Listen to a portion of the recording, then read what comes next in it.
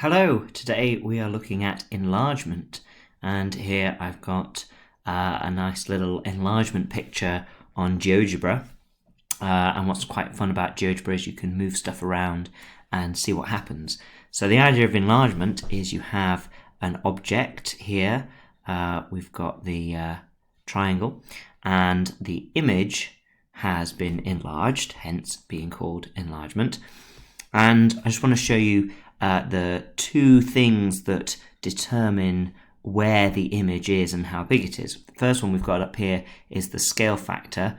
When it's set up at 4, it's 4 times bigger than the original. You can see this one is 2 tall and this one is 8 tall, 4 times bigger. But everything is 4 times bigger. So the length here is 3, 4 times bigger is 12. As this comes down, you can see it shrinks, but it also gets closer to the center because everything gets bigger by the scale factor. Here it's the scale factor of 3. So not only is the shape 3 times taller, but it's 3 times further away. And this length here, if that's 1 length, 2 lengths, 3 lengths, it's 3 times further away from this center. And you can see that really nicely if I sort of keep bringing the scale factor down. So it's twice as big, and then 1.5 times as big. And then when it's 1 times as big, it fits exactly on top of the original because timesing by 1 makes it the same size. When I make it to 0 point, it's getting smaller. And when it's at almost a half, 0.6, it's almost half of the way back. And if I go all the way to 0, it kind of shrinks smaller and smaller and smaller until it is just the tiny little dot that is the center of enlargement. So that's what the scale factor is doing. It's not just how much bigger the shape is getting, but how much further away it is. So however far away it is, it's now 3 times further away if the scale factor is 3. So what does the center of enlargement do other than be the sort of 0 point, the bit where it grows out of? Well, what I mean is if you move this, you can see it moves the shape around, a bit like a sort of a searchlight in the sky. Okay, and what's interesting about this is that now the shape isn't moving size at all. It's not changing. All it's doing is changing where it goes. Okay, so if I move this further away, then the image gets further away. If I move it closer, it gets closer.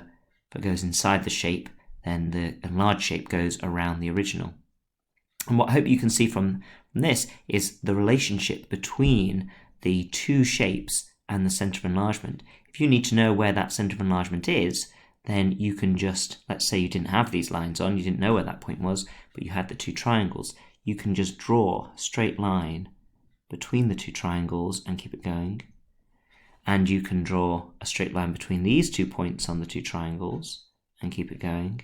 And where they cross over will be that center of enlargement. And you can always check it with the third one, and that will go through that third point as well. So there's a few things you can be asked about enlargement questions. You can be asked, first of all, you could be given a shape and a center of enlargement and a scale factor, and you would have to do the enlargement. Normally you'd get it on a square grid. So you would start from the center and you'd count this as 1 square across and 2 squares up. And to make it 3 times bigger, you'd go 1, 2, 3 squares across from the center, not from the object, because it's that many times further away. So if it's 1 to there, you go back to beginning and go 1, 2, 3 from the origin. And then it was 1, 2 up, so I'm going to go 1, 2, 3, 4, 5, 6 up. Obviously you have to use your imagination there because I haven't got the grid, but you can see what I mean. Once you've got 1 point, you can then pretty much just draw the shape. You can just say, well, it's 2 tall, so it's going to be 6 tall, it's 3 across, so it's going to be 9 across, and then join up the triangle. The other thing you can be asked is that they could give you the object and the image, and none of these lines or lengths or anything, and be asked to describe the transformation. And if they ask you to do that, then there's 3 things that you are going to get marks for. You're going to get a mark for writing the word enlargement If you say grow or make bigger or something like that, you're not going to get the mark. It has to be enlarge, enlargement, enlarging, something like that. That's going to give you 1 mark. You get 1 mark for correctly saying what the scale factor is. And so for that, you just, if it's on a square grid, you count how many squares this is, and you count how many squares, and you say what do you times by to make the object into the image. Be careful, because if they tell you that the big one has enlarged to the small one, then the scale factor could be a half or a quarter or a third or something like that, a fraction. Anyway, we know this is from 2 to 6, it's got 3 times bigger, so that's your second mark.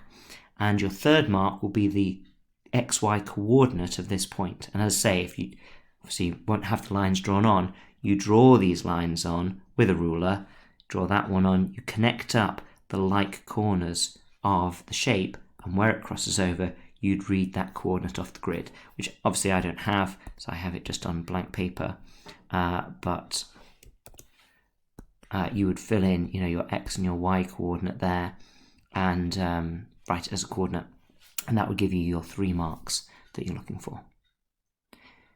I think that's it. If I've missed anything out, if you've still got any queries, you can pop them in the comments below, but ta-ra for now.